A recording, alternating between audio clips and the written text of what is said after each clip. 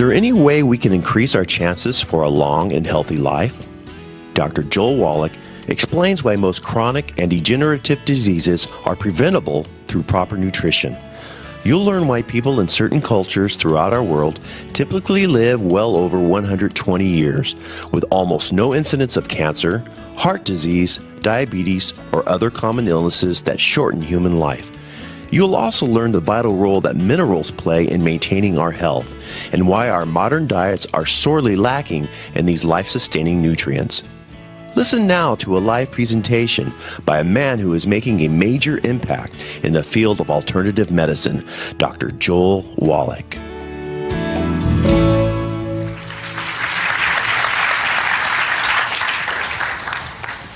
Well, I'm certainly glad you're here. How many of you grew up on a farm or still work a farm or have anything to do with livestock? Well, I'll tell you what, you're my kind of people, because I grew up on a farm in West St. Louis County, and we start out with beef calves, and if you raise livestock, the only way you can make money is if you raise a lot of your own feed, for those of you who don't have that experience. And so we raised our own corn, and we raised our own soybeans and our own hay, and we had a truck come out from the mill, and this truck would come out from the mill, and it would grind up the corn and the soybeans and the hay, and then we would add sacks of vitamins, minerals, trace minerals, and we'd make pellets out of it, and this is what we would feed the calves. And in 6 months' time, we'd ship them to market to be slaughtered, or we'd save back some of the best ones for ourselves. We'd knock them in the head and eat them, put it bluntly. And it always fascinated me as a teenager that we did that for those calves, and in 6 months ship them off to be slaughtered, or we'd eat them. And we wanted to live to be 100 years of age without any aches and pains. And guess what? We didn't take any vitamins or minerals. And that bothered me. So I asked my dad, I'd say, hey, Pops, how come you do that for those calves, you don't do that for us? And he'd give me this good old Missouri farm wisdom. He'd say things like, shut up, boy. You're getting this farm fresh food, and we hope you appreciate it. And, of course, I was very quiet then because I didn't want to miss out on any meals. Well, then when I went to school, I went to the University of Missouri School of Agriculture, and I got my degree in agriculture. I got my major in animal husbandry and nutrition. My minor was in field crops and soils, and then I got into veterinary school. As a freshman veterinary student, I learned the answer to my question. And the answer is this: we know how to prevent and cure diseases in animals with nutrition. And the reason why we do that is because we don't have major medical, we don't have hospitalization, Blue Cross Blue Shield, we don't have Medicare. If you're going to make money as a farmer, you better know how to do stuff yourself, and you better do it efficiently with feed and nutrition if you can. To make a long story short, after I got out of veterinary school, I went to Africa for 2 years, and I was able to fulfill a boyhood dream. I was able to be a Frank Buck for 2 years and work with Marlin Perkins. Many of you will remember him from the Mutual of Omaha's Wild Kingdom, and he's a great gentleman. And after 2 years of working with elephants and rhino, people used to ask me, are you a small animal vet or a large animal vet? Well, I would tell them I'm an extra large animal vet because I worked with elephants and rhinos. Well, after 2 years, he sent me a telegram and said, would you come back to the St. Louis Zoo and work with us? We need a wildlife veterinarian at the zoo for a special project. We were given a $7.5 million grant from the National Institutes of Health, and what we need is a veterinarian who will do autopsies of animals that die of natural causes in the zoo. Well, I was just overjoyed to do that, and so I came back, and of course I not only did autopsies for animals that died in the St. Louis Zoo, but the Brookfield Zoo in Chicago, the Bronx Zoo in New York, the National Zoo, the LA Zoo, and so forth. And my job, again, was to do autopsies of animals that died of natural causes in the zoo and look for a species of animals that was ultra-sensitive to pollution. This is because during the early 60s we had just learned about pollution and ecological problems and disasters, and nobody quite knew what to do. And so I was supposed to find a species of animals that was extra sensitive and use them much like we did the canaries in the mine. You know, the old Welsh coal miners used to put a canary in a little wicker cage and take it down in the mine, and if methane gas or carbon monoxide would leak into the mine, the canary would drop off the perch and die first, and the men knew to get out before the mine blew up or they suffocated.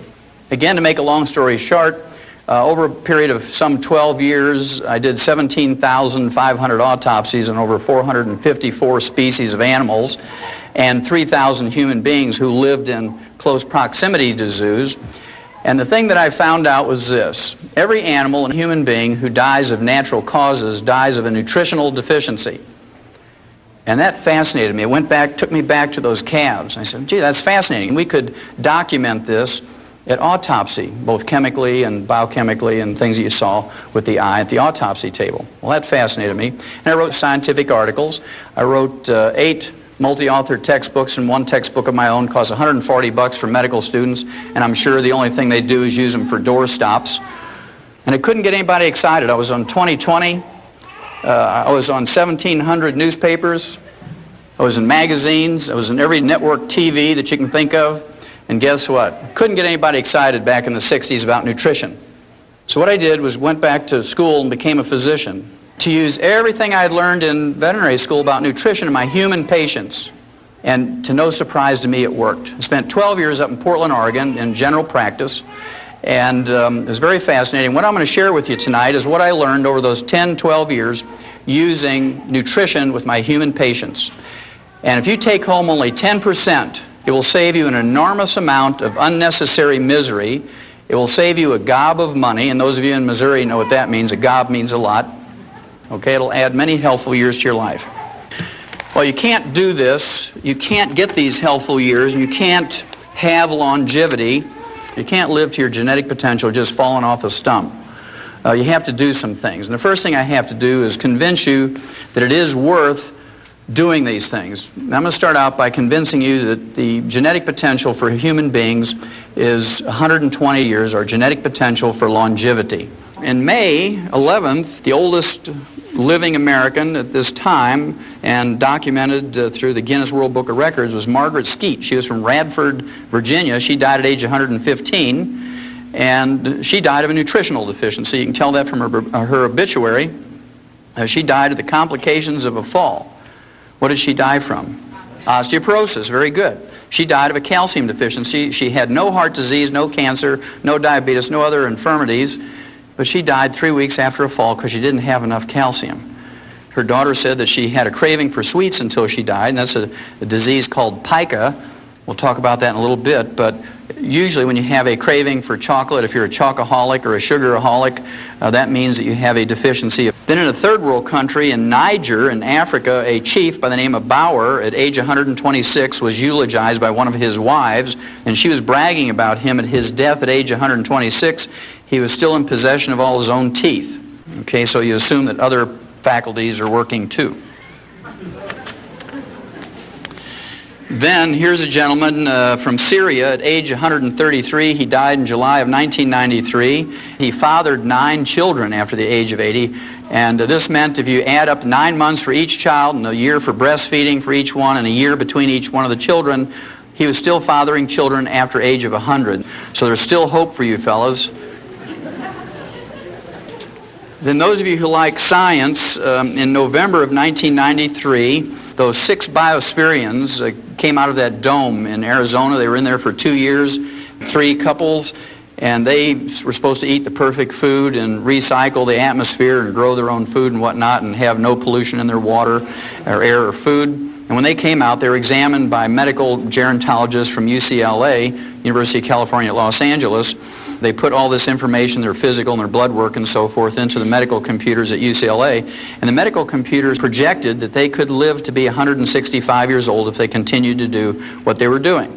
So all of that just says to you that there's a possibility you can live to be 120. And when I grew up on the farm, we could grow 200 bushels of corn per acre. And with all the labor and all the fertilizer and everything else you did, you could make a profit if you grew 200 bushels per acre. But if you only got 100 bushels per acre and put out that same effort and the same fertilizer cost, you'd lose money. And so I want you to think about it. The average lifespan for an American today is 75.5. The average lifespan for an MD or a doctor is 58. You want to gain 20 years statistically, just don't go to medical school. If you want to live to be 120, there's only 2 basic things. It's real simple, 2 things to remember.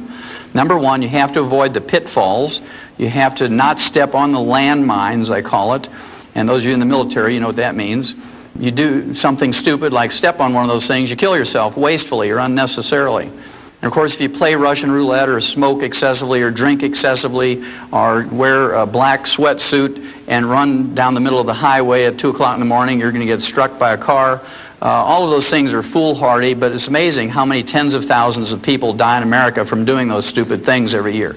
The last thing I will share with you on that subject of avoiding the landmines, I'd suggest very strongly to you that you avoid going to doctors.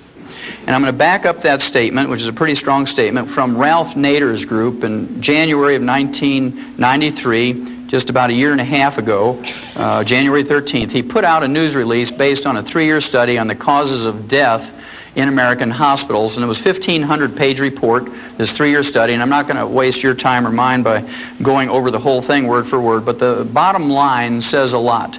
Quote, 300,000 Americans are killed each year in hospitals alone as a result of medical negligence, unquote. I'm going to read that figure again because it's a huge figure. Quote, 300,000 Americans are killed each year in hospitals alone as a result of medical negligence, unquote. Now, he didn't say slipped away quietly out of neglect in a corner somewhere while they're waiting for an x-ray. He used the word killed. When you use the word killed, that means there was a procedure the doctor was doing went wrong somehow. That means that they gave them a wrong prescription. They put a decimal point in the wrong spot and gave them an incorrect dosage. These people were killed. 300,000.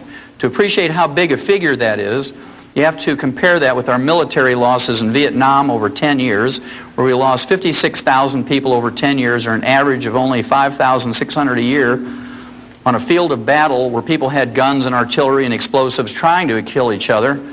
And millions of people poured out into the streets and protested that war. We had political anarchy in the last 3 years of the war. Students took over universities and colleges with guns and explosives. National Guardsmen shot students at Kent State in Ohio. We chased a president out of the presidency for 5,600 military personnel a year.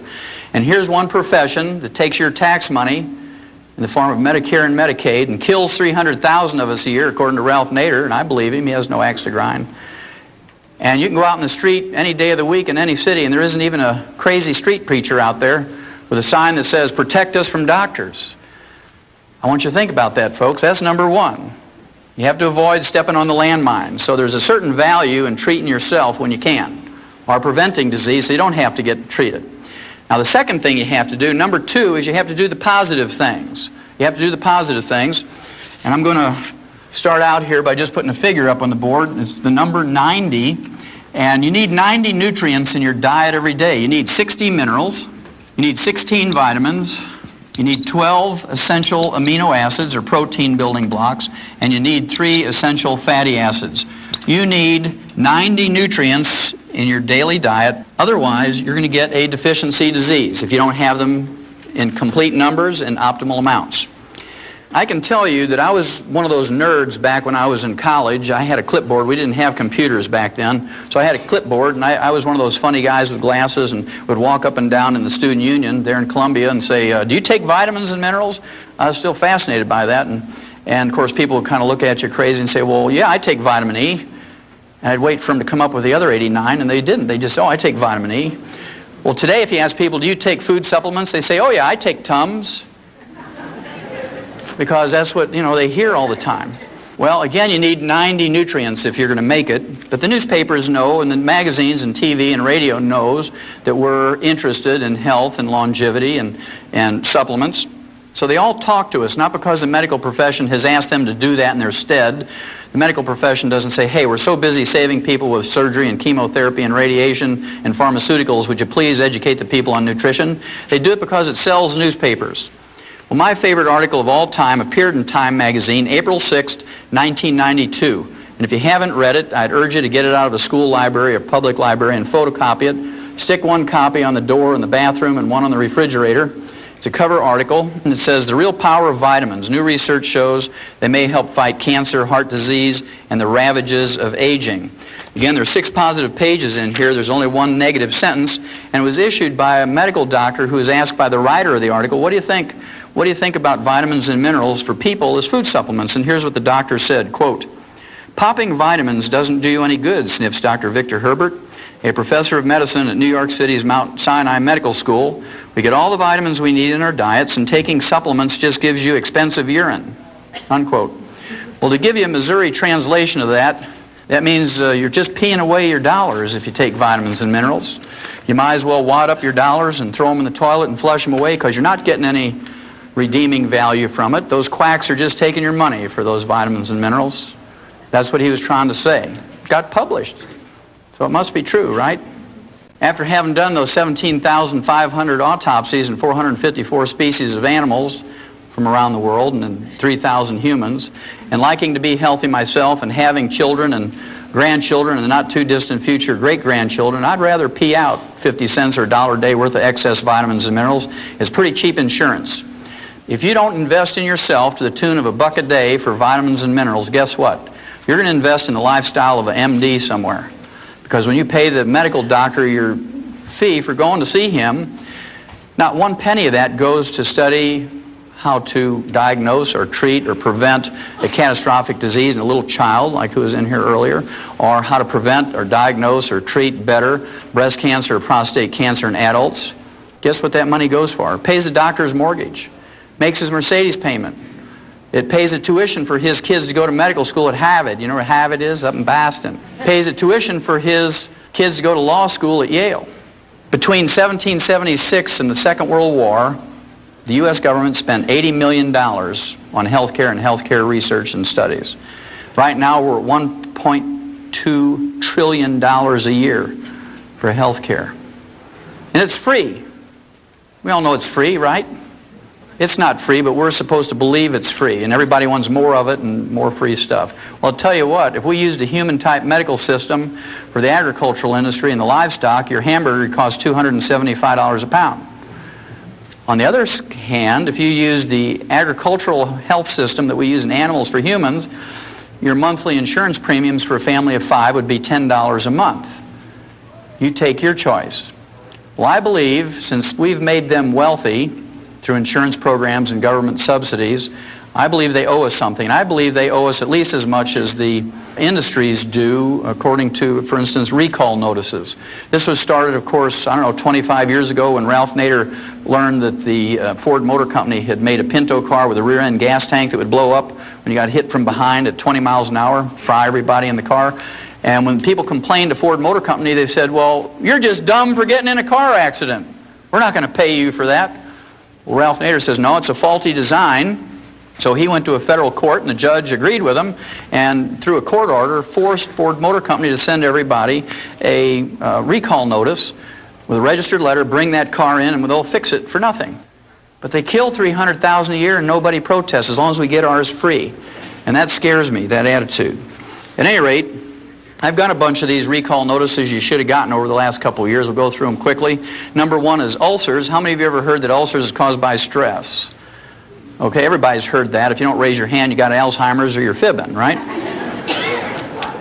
Well, we knew 50 years ago in the veterinary industry that ulcers, at least in pigs, was caused by a bacteria called Helicobacter pylori. And, of course, we couldn't get one of these high-priced stomach surgeons from Mayo Clinic. In fact, we always used to yell, hold the Mayo, when they'd say stuff like that.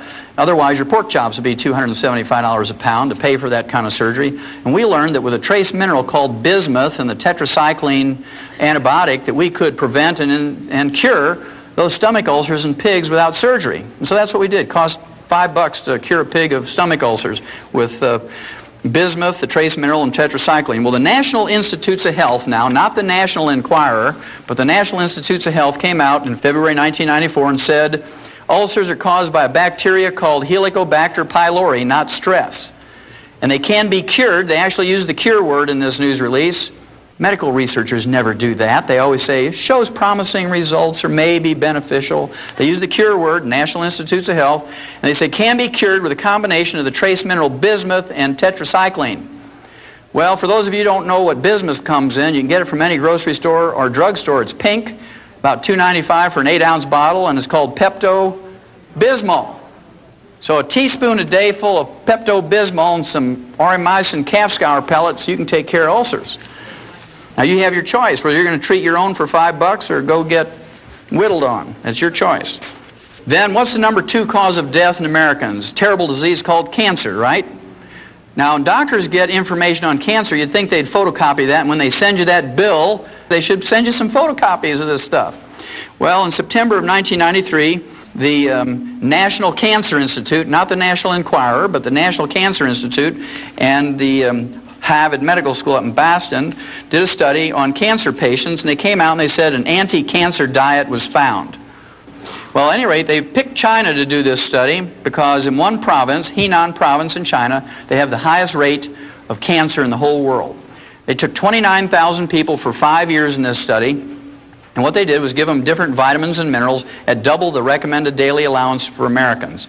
Now that's a trivial amount. For instance, they used vitamin C for one group, and of course the RDA, or recommended daily allowance for vitamin C, is 60 milligrams. Double that's going to be 120 milligrams. You can't go into a health food store and find a vitamin C tablet or capsule for less than 500 milligrams for an adult.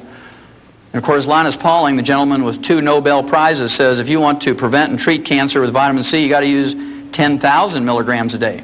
Well, all the doctors who used to argue with him back 35 years ago are all dead, and today Linus Pauling's still 94, and he works 14 hours a day, 7 days a week on his ranch in the Big Sur in California and teaches at the University of California, San Francisco. So you have to make up your choice whether you're going to listen to the dead doctors or Linus Pauling. Your choice. Okay, vitamin C, double the RDA, nothing happened. Vitamin A, double the RDA, nothing happened. Zinc, riboflavin, the trace mineral molybdenum, niacin, nothing happened.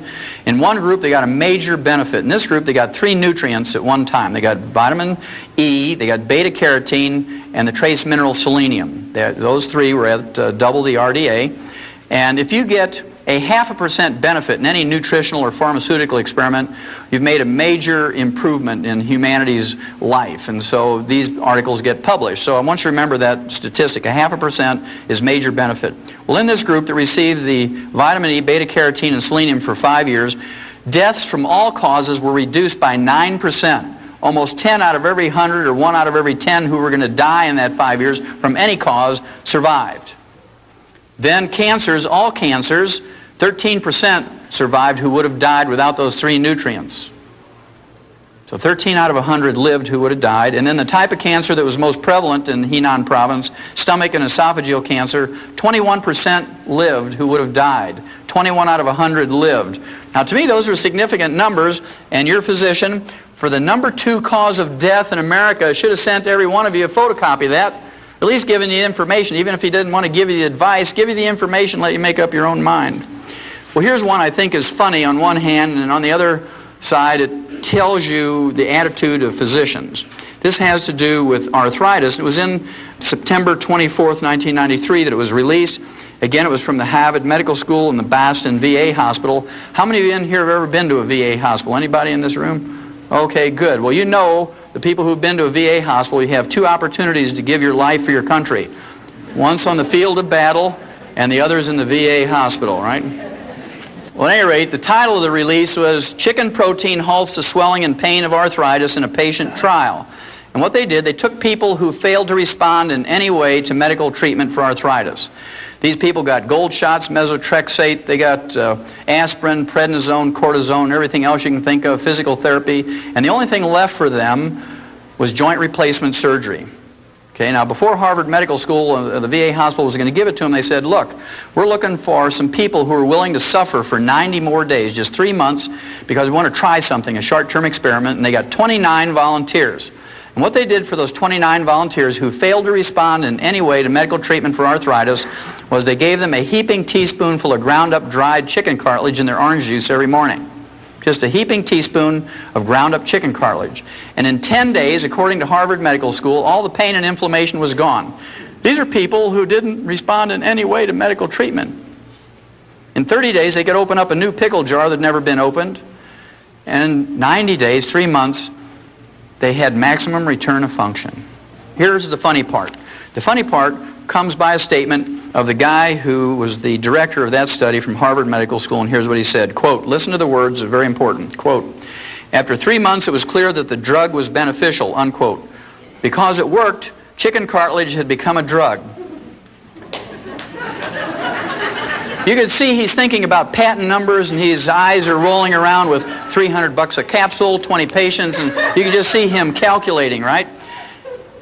That means if you go to Kentucky Fried Chicken and you buy a bucket of chicken, throw away the skin and the meat and eat the ends off the bones, you're practicing medicine without a license. And if you go to a Kentucky Fried Chicken in the middle of the night, in the dark of the night, and you go to their dumpster and you root through there and you collect 2 5-gallon feed buckets full of chicken bones, and you take them home with a hammer and you pound off the ends of those bones and dry your own cartilage in the microwave, you know, you're manufacturing a pharmaceutical, and the FDA is going to put you in jail. Next time I come by here in 3 months, you're going to run up on this stage and hug me and kiss me if you got arthritis.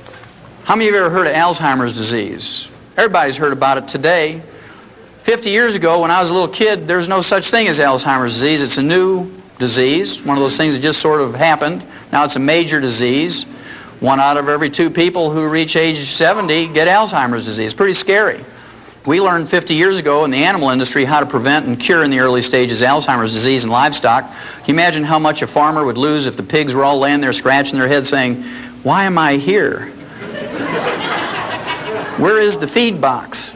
Because if they're not gaining a couple of pounds a day, you're losing money, right? So we learned in the agricultural industry how to prevent and in the early stages cure Alzheimer's disease. And we do it with high doses of vitamin E and low intakes of vegetable oil. And you say, Wallach, that's crazy. High doses of vitamin E. Well, you should have got a recall notice from your doctor in July of 1992 because the University of California, I mean, we're talking about a sophisticated research medical school here. University of California, San Diego came out and said, vitamin E eases memory loss in Alzheimer's victims. Now, they're only 50 years behind on that from veterinary medicine, so you might be safer going to a veterinarian. Then how many of you in this room ever had a kidney stone? Anybody in here ever get that, kidney stone? Okay, I see a few in here. What's the first thing a doctor told you to give up nutritionally when you got your kidney stone? Give up calcium. No dairy. No dairy. None of those vitamin mineral things with calcium in them because they have the stupid, naive, ignorant belief. That's pretty intense. They have the stupid, ignorant, naive belief that the calcium in your kidney stone comes from the calcium you eat, when in fact it comes from your own bones. When you have a raging calcium deficiency, a raging osteoporosis, then you get kidney stones. We learned years ago in writing in the agricultural industry, if you wanted to prevent kidney stones in livestock, you better give them more calcium. You better give them more magnesium and more boron. Now the reason is, of course, bulls and rams, male cattle and sheep have special anatomy. When they get a kidney stone, they die. They call it water belly. They die. When you and I get a kidney stone, we just wish we were dead. But no farmer's dumb enough to pay for the feed for an animal and have it die before he can either eat it or send it to market. So we learned how to prevent those things. Well, you should have got a recall notice from your doctor, especially you people who've had kidney stones. Your urologist should have sent a notice to you. This was March of 1993. It says, calcium limits kidney stone risk, and this is from the Harvard Medical School up in Boston, by the way. In a study that turns conventional medical wisdom on its head, researchers have found that people whose diets are rich in calcium run a reduced risk of developing kidney stones. In a study of more than 45,000 people who were ranked into 5 categories, the group that had the most calcium had no kidney stones. Now, about 5 years ago, when I started out on this crusade and started lecturing to people all across America, and I'm in one time zone and the next and all over, I knew I was going to get crazy out there doing this. Last year I was on the road 300 days out of the year, 300 out of 365 days. And so I decided I needed to have a hobby that I could take with me. Every time I get a little wacko, I could go in my room and do this hobby and I'd be okay. You know, it'd be kind of like having a little piece of home with me wherever I went. And I wanted to have a hobby that would help other people. I didn't want to collect baseball cards because I like football. And I didn't want to do just crossword puzzles because good mental exercise, but wouldn't help anybody else. And I couldn't take my compost pile. I like to garden, and the hotels don't like that, you know. So I decided I was going to collect obituaries of doctors and lawyers.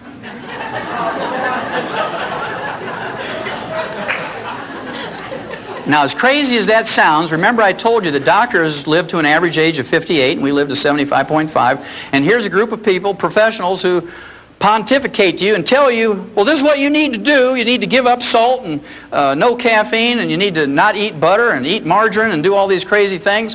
And they die at age 58 on the average. And anyway, I got a few of them here, some of my favorites. This is Dr. Stuart Cartwright, age 38. He dropped dead in his home. He was a family practitioner of a ruptured aneurysm. That's a ballooning of an artery. That's a weakened artery because of the fragmenting or the brittle condition of the elastic fibers in arteries. Just like when you hit a chuck hole with your car tire and you break the cords in there and you get a balloon. He dropped dead like he was poleaxed, okay, right in his home from a ruptured aneurysm. Now we learned in 57, aneurysms are caused by a copper deficiency. We had a pilot project, turkeys, and we made complete food pellets where you put all the 90 nutrients in there. And in the first 13 weeks, fully half of those turkeys died. Farmers were out there every morning picking them up by the bushel basket. They took them to the state diagnostic labs and they were autopsied, and they found out that they all had died from a ruptured aortic aneurysm. So they doubled the amount of copper in there, and the next year they didn't lose a single turkey from a ruptured aortic aneurysm. And they ran that experiment in mice and rats and rabbits and dogs and cats and calves and sheep and pigs and whatnot, and guess what? They found out that there's a whole series of diseases that are caused by a copper deficiency. Gray hair is the first sign. When you start getting gray hair, regardless of your age, you got a copper deficiency. You get skin wrinkles because the elastic fibers in your skin are going. Those little crow's feet around your eyes and facial and body skin wrinkles. You look like you're a little prune drying up. Okay? Then, of course, there's the varicose veins. That's caused by an elastic fiber breakdown. Then, of course, parts of your body begin to sag. Under your arms, your breasts, your bellies, your legs, all this stuff starts sagging. And you can go to a cosmetic surgeon or plastic surgeon if you want, but it's a lot cheaper and a lot more effective and a lot safer if you just take some copper. Dr. Cartwright may have had a medical degree, but he didn't have expensive urine, so he died of something that even a turkey wouldn't die from. Then here's one. This fellow, he was a doctor's doctor, Dr. Martin Carter. He almost made it. He died at age 57. He got his medical degree from Harvard Medical School and his PhD in medicine from Yale. He was autopsied by the best because he was a doctor's doctor. He said, quote, "The cause of death was a ruptured aortic aneurysm," said Dr. Jules Hirsch of the Rockefeller University Hospital, unquote. What did he die from? Copper deficiency. See, he didn't have expensive urine either. Then here's an attorney. She was so famous, she was from Detroit, age 44, Ellen Joyce Alter. She was in the New York Times obituary. She made the big time. And, of course, she probably had steel buns because she belonged to one of those private health clubs. All these gals want steel buns, you know, doing their little exercises. But she didn't have expensive urine because she died of a ruptured cerebral aneurysm. When they don't do an autopsy, the symptoms could be called a stroke or subdural hemorrhage, but very frequently they're caused by a ruptured aneurysm, which is a copper deficiency. She didn't have expensive urine. How many of you here have ever heard of a guy by the name of Stuart Berger? Stuart Berger, he wrote 5 best-selling books on health and diets and nutrition. He got his medical degree from Tufts Medical School, which is a very fine medical school in Boston, not too far away from Harvard Medical School. And the books he wrote included The Southampton Diet for Weight Loss. He wrote Forever Young, 20 Years Younger in 20 Weeks, and How to Be Your Own Nutritionist. And he died at age 40. How'd you like to follow his dietary practices? He died at age 40 of cardiomyopathy, which is a selenium deficiency. The same cause as white muscle disease or stiff lamb disease. And any farmer can go to a feed store and get selenium pellets or selenium injections, things like Selatoc and Bozy and so forth. And Dr. Stuart Berger, a guy who wrote 5 best-selling books on nutrition, died of a nutritional deficiency. He didn't have expensive urine. You can totally prevent cardiomyopathy for 10 cents a day. And if we don't do it, we're malignant dumb, I like to call it. You're malignant dumb if you don't take in 10 cents a day worth of selenium. It's a waste of your life. That's one of those landmines you can avoid. The medical treatment of choice for cardiomyopathy is a heart transplant. Costs $750,000. I want you to think about that. They get the heart free from a donor. They get the blood free for the surgery from the relatives. They use $2.50 worth of suture material, and they charge us $750,000 for that procedure. Now, 6 months ago in LA, when they had the earthquake, they were putting people in jail for 60 and 90 days for price gouging, for selling these terrified people a gallon of water for $4. They put them in jail for price gouging for selling them a gallon of water for $4. Now, to me, that's entrepreneurialism. You know, that's being in business for yourself. If you had a way to distill water and make water, and you had a car and you could get in there and sell those people a gallon of water for $4, hey, more power to you. Because if you go to a 7-Eleven and buy a quart of Evian water, it's $1.29. So 4 of those quarts is $5. Kind of interesting, isn't it? They said it was price gouging because those people were terrified. Well, talk about a person who needs a new heart. They're terrified. $750,000, we should put those doctors in jail. But we bow to them because, oh, that's high-tech medicine. Out of 270 million people in America, you save about 50 a year. Is that cost-effective? I don't think so. Dr. Stuart Berger didn't have expensive urine. Now here's the last one, and many of you may know this woman.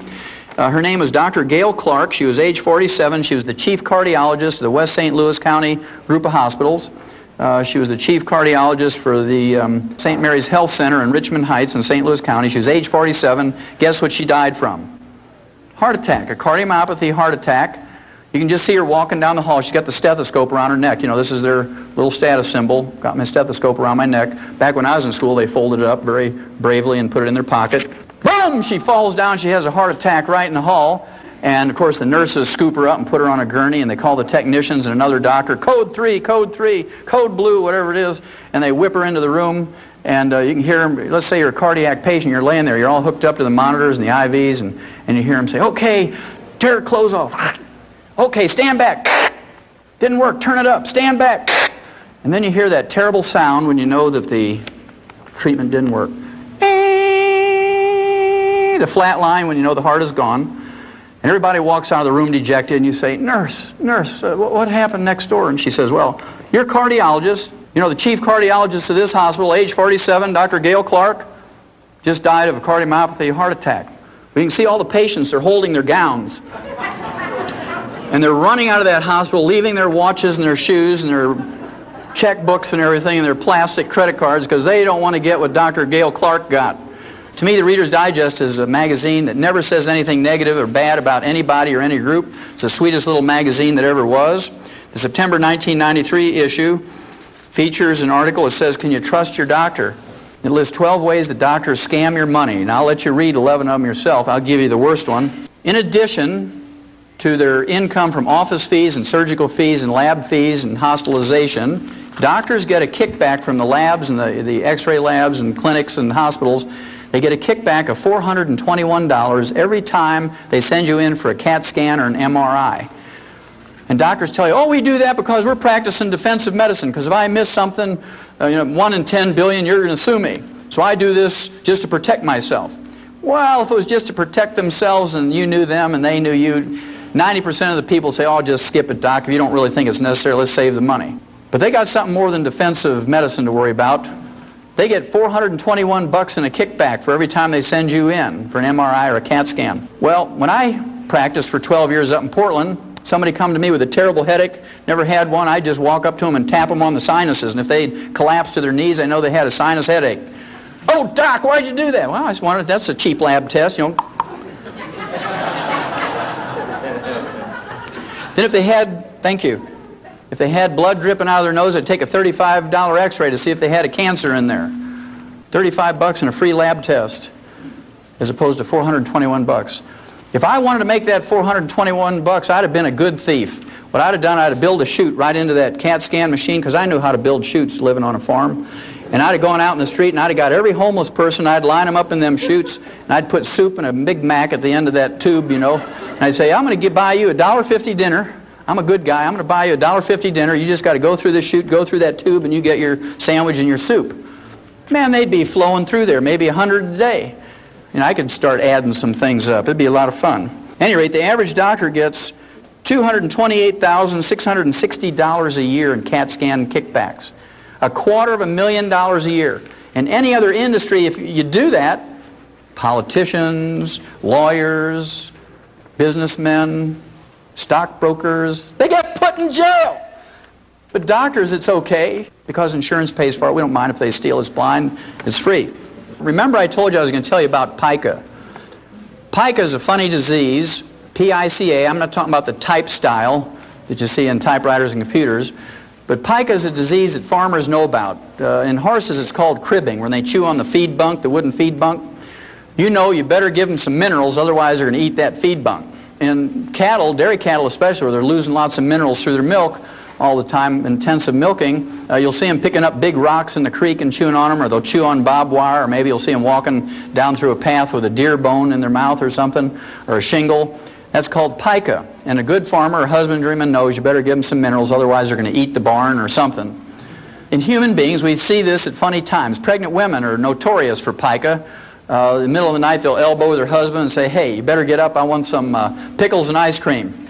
They're craving minerals because that fetus is pulling minerals out of their body, and they need some more minerals. And so it's recognized as a craving for things like sweets and salt. We see this in pregnant women. I used to have people come to my practice and they say, "Doc, do I need to go see a shrink?" I said, "Why is that?" "Well, I wake up in the middle of the night and I go outside with a spoon and I eat dirt." And no, that's okay. Just make sure it's clean dirt. Then they say, my kid sits there with a kitty litter box between his legs and he has a spoon and he's eating that stuff out of the kitty litter box. And then in housing projects, little kids will eat lead paint off the walls and they get lead poisoning, get learning disabilities and bone problems and anemia. And we're good, so we spend $5 million to scrape the lead paint off of there and repaint it with latex paint. And all we have to do is give those kids 10 cents a day worth of minerals. It'd be better for them and save us $5 million. It's your tax money, and if we allow them to throw them away, those dollars, is kind of interesting.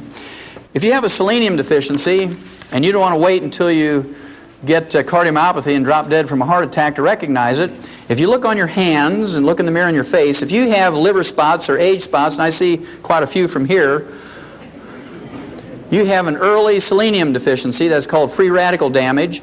And fortunately for you, if you recognize that and you start taking in some selenium, in 4 to 6 months those will go away. You'll reverse that in 4 to 6 months. And when they go away on the outside, they're going away on the inside, in your brain and your heart and your liver and your kidneys. And if you have low blood sugar, how many in this room have low blood sugar? Anybody in here have low blood sugar? Okay, about 10%. How many of you have ever seen a hyperactive kid who gets on sugar? Okay, about everybody in the room. People who have sugar problems are like alcoholics. There's good ones and bad ones.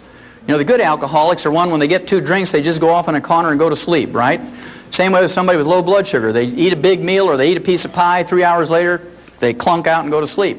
Then there's bad alcoholics. They're the one that gets 2 drinks in them and they get violent and raged and they want to fight everybody. Punch holes in the wall, and, you know, big brave fellows, and they kick their wife and kick the dog and take the chainsaw and cut their neighbor's tree down and all these wild things and drive reckless down the roads and kill people.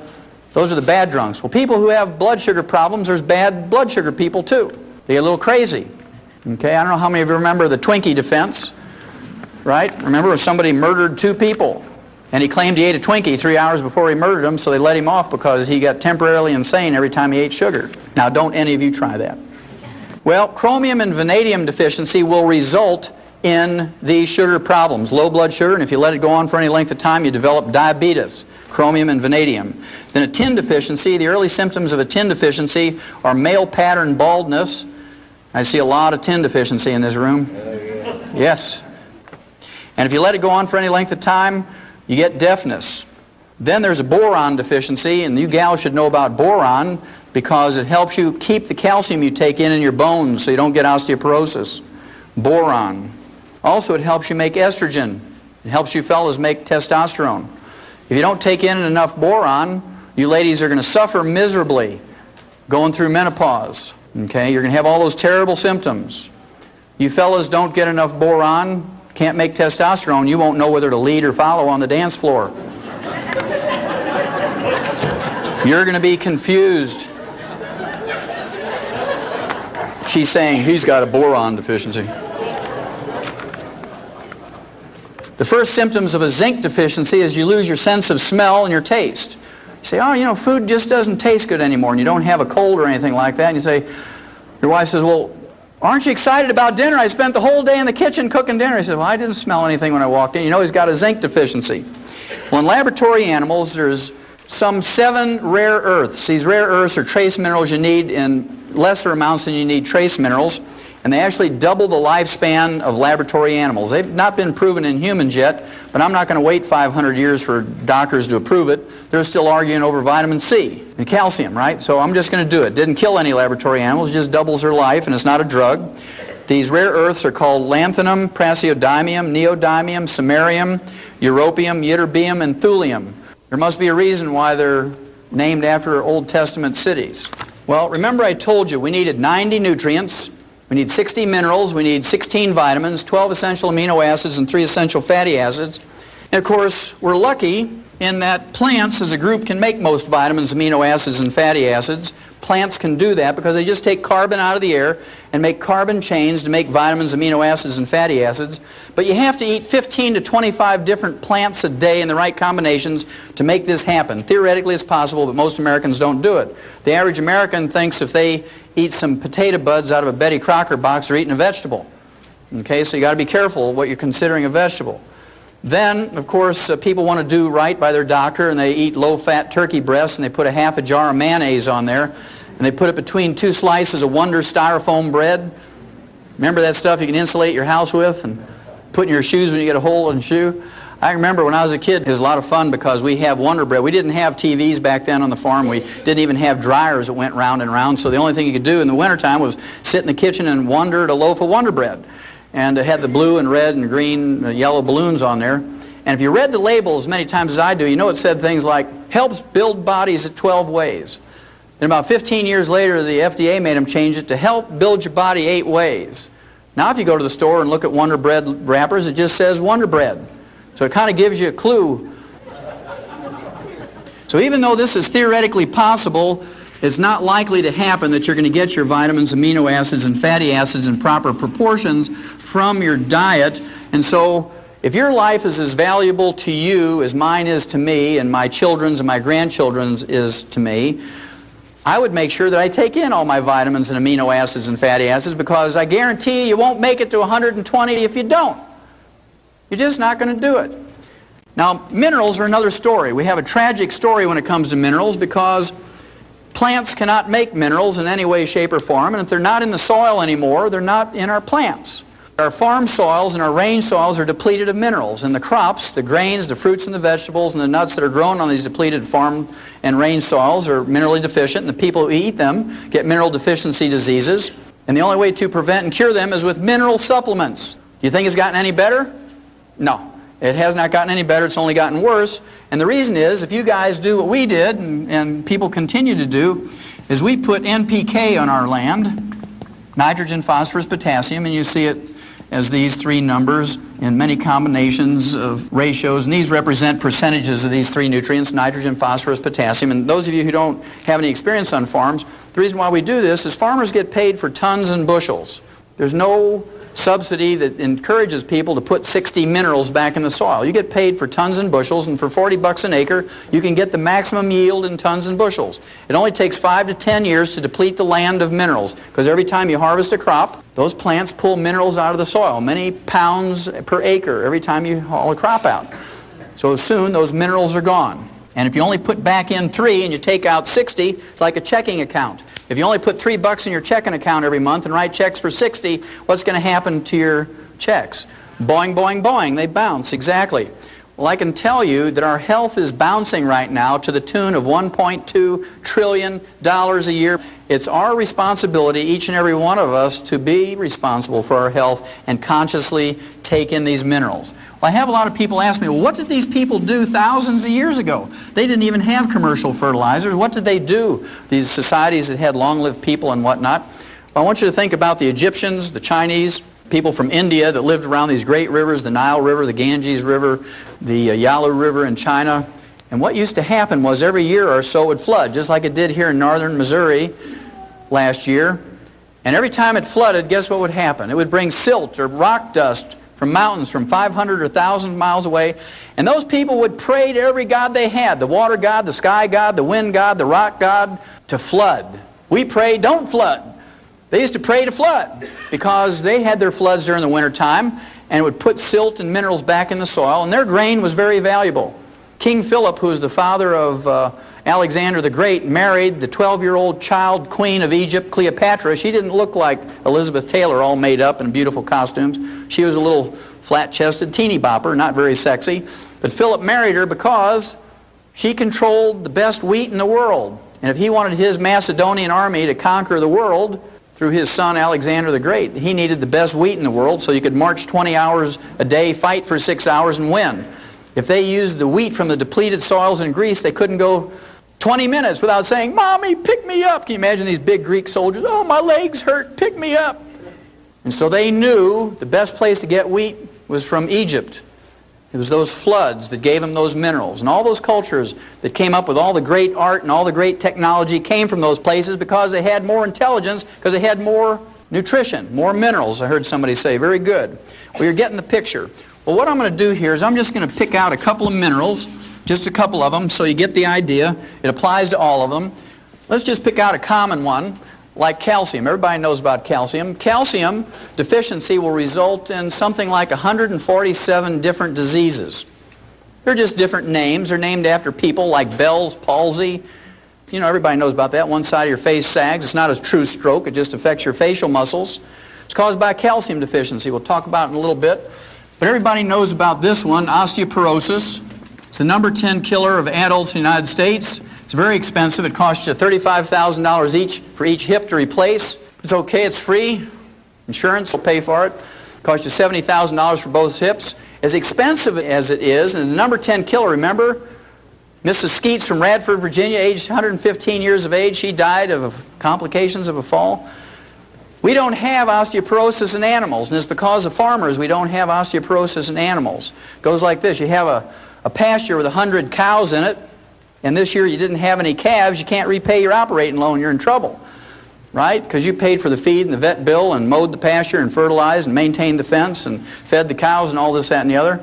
You don't have any calves, you can't pay back the operating loan and make any money. So you call the vet out and you say, do I get rid of these cows? What happened here? And he examines the cows. He says, nothing wrong with them. He says, let me look at the bull. And he says, aha, here's your problem. That bull has osteoporosis of both hips, can't breed the cows, didn't have any calves. He says, I'll tell you what though.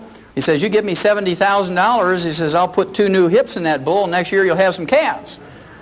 Well, the first thing that farmer says is, stand back, Doc. Boom!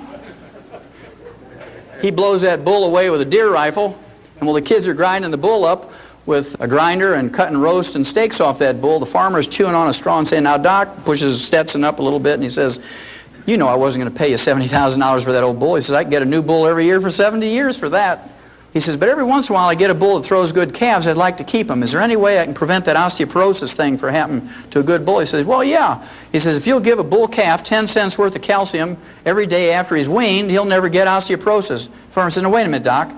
You mean if I give that bull 10 cents a day worth of calcium from the time he's weaned, I can prevent a $70,000 disaster? He says, oh, yeah, it's that simple. He says, you mean all I have to do is give up a half a cup of coffee a day to do that? He says, yeah, that's it. He says, I choose that one. He says, I'll give up the half a cup of coffee.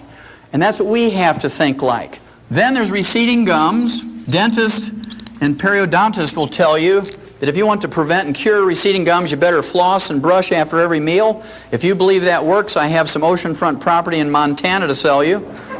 If you all know your geography, you know that doesn't work. Now, as a veterinarian, I've seen hundreds of thousands of animals of all kinds, mice, rats, rabbits, dogs, cats, sheep, pigs, horses, lions, and tigers, and bears, and they don't get receding gums.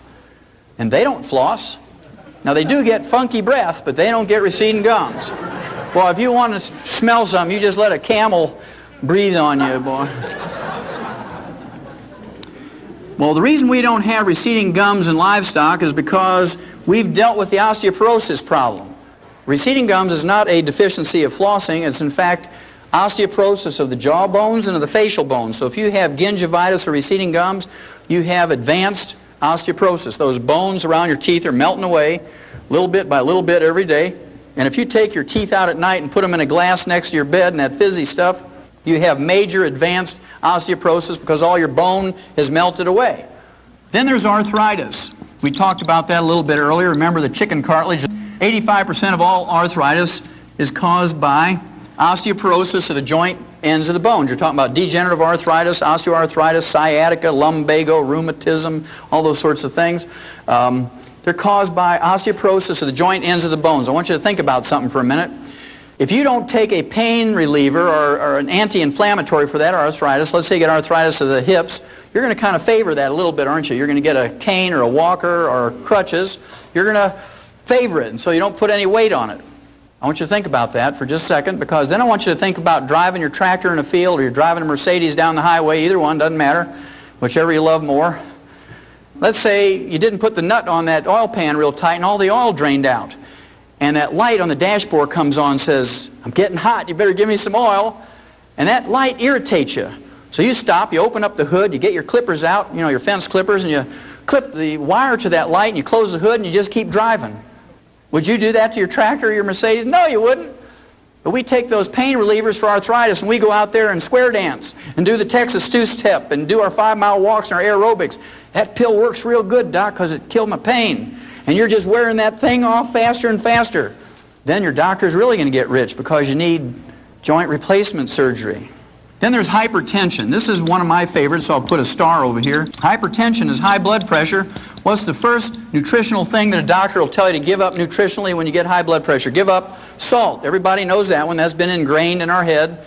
Well, they must think we're dumber than cows, because what's the first thing you put out for your livestock, and it's about that big? A salt block. No farmer is going to be economically viable if you don't put a salt block out for your livestock. They're going to die. Your veterinary bills are going to go crazy. But we're supposed to believe that we don't need salt, and you can get everything you need out of your lettuce and your whole wheat bread and stuff like that. Well, don't believe that one either. If you believe that, I got some more oceanfront property in Montana for you. They took $30 million of your tax money, and 2 years ago, after a 20-year study, they came out and said that they took 5,000 people with high blood pressure, they took them off their medication and put them on a reduced salt diet, a restricted salt diet, and they all died. No big surprise, but somebody got a PhD degree and everybody was happy, right? But when they looked at this results, they said that, only 99.7% of the people didn't get any results from that before they died. 0.3% did get some result, dropped their blood pressure 1 point before they died by restricting their salt. So the referees who judged that article said, doesn't matter, you might as well let high blood pressure patients eat salted peanuts and dill pickles and salt their food to taste, because it doesn't matter. In fact, worrying about the salt is more stress than taking the salt. Then they had a control group with 5,000 people with high blood pressure, and they doubled their RDA of calcium, and they stopped the experiment in 6 weeks because 85% of them were cured of their high blood pressure just by doubling their calcium intake. Now, they didn't cold turkey stop their high blood pressure medication, but what they did was they went to the doctor and he says, "You don't need this medication anymore. What are you doing?" I said, "Well, I'm on this experiment where I double my calcium intake." Anybody get a recall notice from your doctor saying it's okay to salt your food to taste and please do double your calcium intake? Anybody get that? Not a single one. That's very interesting. Then, of course, there's insomnia. That's where you roll around all night. When you wake up in the morning, you're more tired when you went to bed. That's insomnia. Of course, doctors have 2 treatments for that. They have Halcyon, which is a sleeping pill, and they have barbiturates. And they kill about 10,000 people a year with overdoses of those things, but that's okay. It's in prescription, and they're watching out for us. And remember, George Bush, when he went to Japan, they gave him some Halcyon so he could sleep on the way to Japan because of the time difference. And when he woke up, one of the side effects of Halcyon is nausea and vomiting. I don't know how you say it in Japanese, but it was very dramatic on world TV, right? Not very presidential. Blah! And so I'm sure that's why he lost the election, because he puked over that Japanese ambassador. And then, of course, there's kidney stones, and then there's bone spurs, heel spurs, and calcium deposits. Again, physicians will tell you the first thing to give up nutritionally is calcium and dairy, because they have this foolish belief, the stupid belief, the ignorant belief that the calcium in kidney stones, bone spurs, heel spurs, and calcium deposits come from your diet, when instead it only comes from your bones when you have a raging osteoporosis. And when you get these things, you need more calcium, not less. Then there's cramps and twitches. You wake up in the middle of the night and your foot is all cramped up around your neck and you say, "Lord, take me from the knee down. I'm not going to make it till morning." We've all experienced that.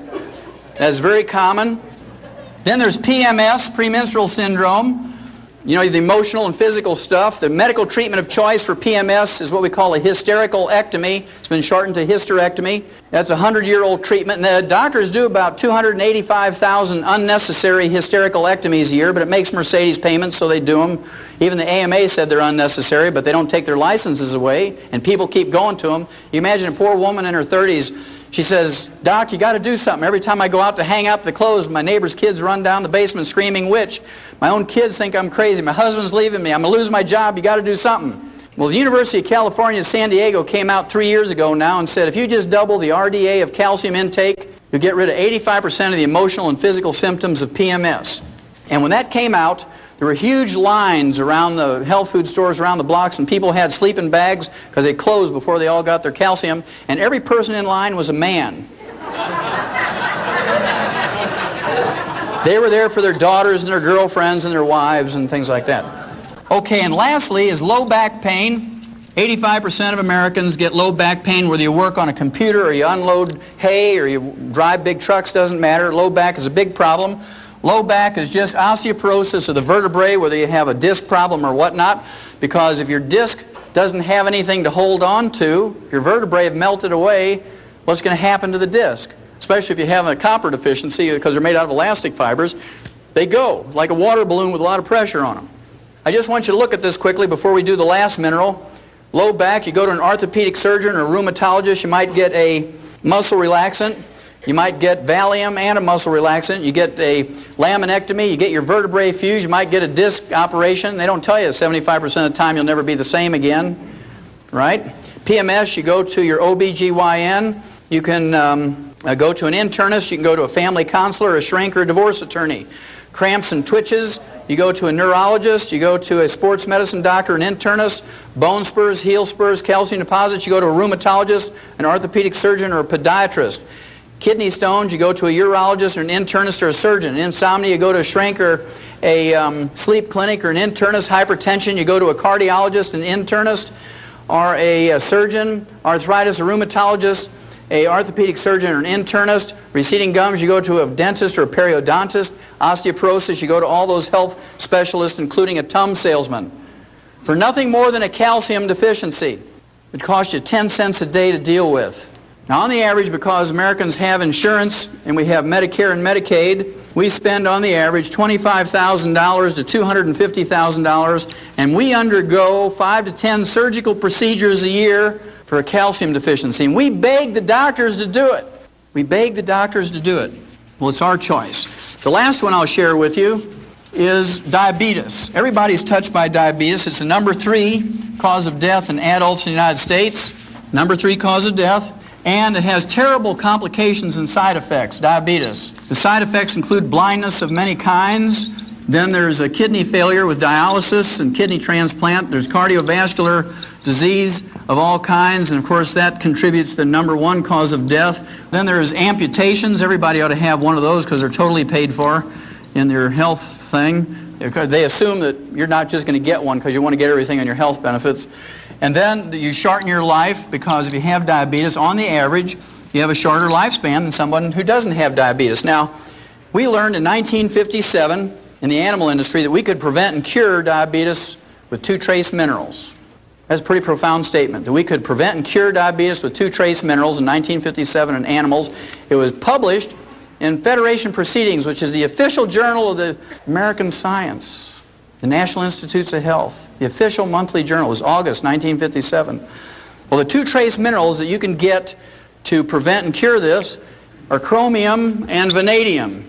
Vanadium alone, according to the University of Vancouver, British Columbia Medical School, vanadium alone will replace insulin in adult onset diabetics, which represent 85% of all diabetics. Of course, they can't quit their insulin cold turkey. They got to gradually wean off of it. It takes 4 to 6 months for most people to slowly wean off of insulin if they're taking in adequate amounts of chromium and vanadium. Now, to me, this is criminal, because if you write to Hill's Packing Company that makes Science Diet dog food, they're right over here in Topeka, Kansas, so they manufacture Science Diet dog food and other Science Diet products, high-tech foods for animals. If you write them and say, how many minerals exactly is in Science Diet for dog food? They'll write you back and say there's 40 minerals. You write Checkerboard Square in St. Louis, Ralston Purina, and say, just how many minerals are in your rat pellets for laboratory rats? And they'll say there's 28 minerals. I'll give anybody in this room a crisp new $100 bill if you can find me a human infant formula in a grocery store that has more than 11. So our dogs get 40 minerals. Remember, that's what Mike Murphy was saying. His dog never seems to get sick because he's getting this canned dog food with all these vitamins and minerals in there. So our dogs get 40 minerals, our rats get 28 minerals, and our human infants get 11. Is that fair? No, that's called fraud. Doesn't matter if you're talking about SMA, Similac, Isomil, Pro Soy B. In fact, that's why they call Similac Similac, because it lacks everything.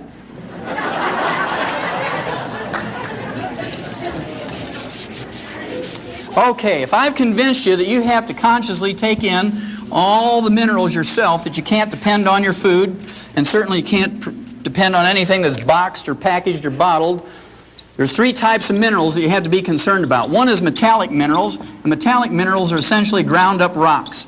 Metallic minerals are things like oyster shell, eggshell, dolomite, limestone, calcium carbonate, clays of various kinds, Mount Marulanite clay, seabed minerals, tums.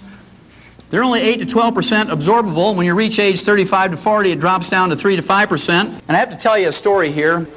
I ran into a guy at a meeting like this up at Grand Rapids, Michigan, and this fellow owns a porta potty business. You know, that's that green or blue colored outhouse.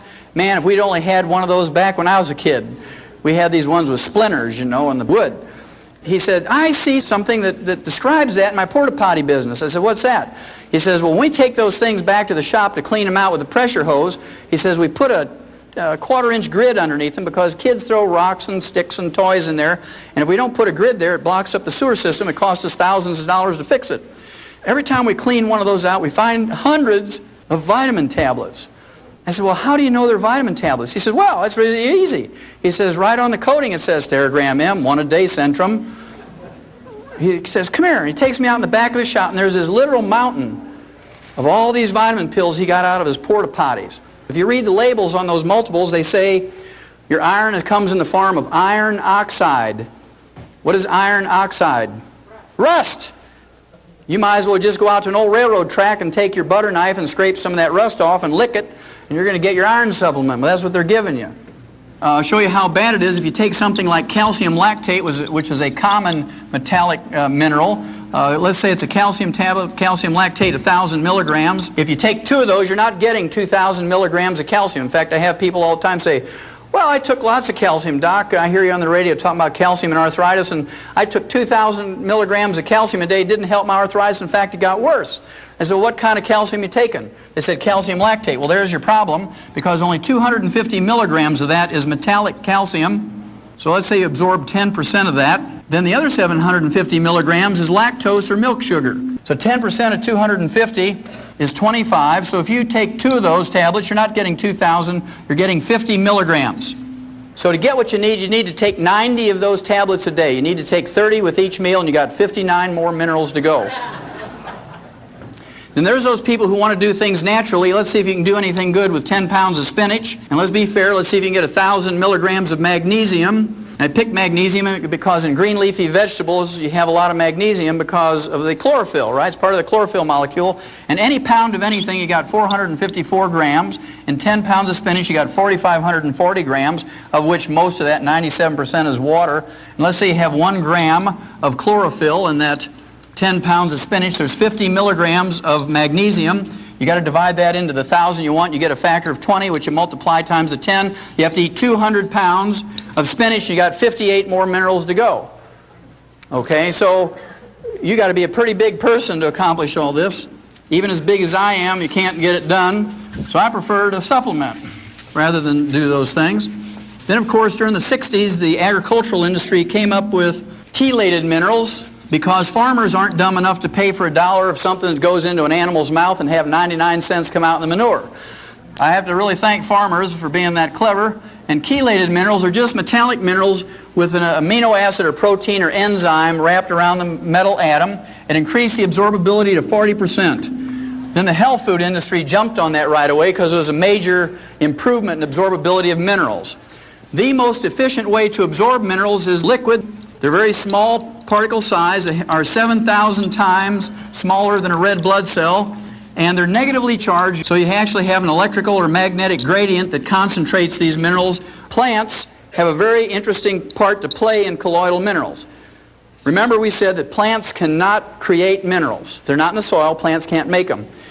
At any rate, metallic minerals are taken up by plants when they're in the soil. Plants convert them in their tissues to colloidal minerals, and this is how we store minerals in our body. This is how we use minerals in our body. This is how we transport minerals from their storage place to their site of use in the colloidal form. Well, our plants, our crops don't have much in the way of colloidal minerals in them because we don't have any metallic minerals in our soil. Are these minerals important? You bet your life they're important.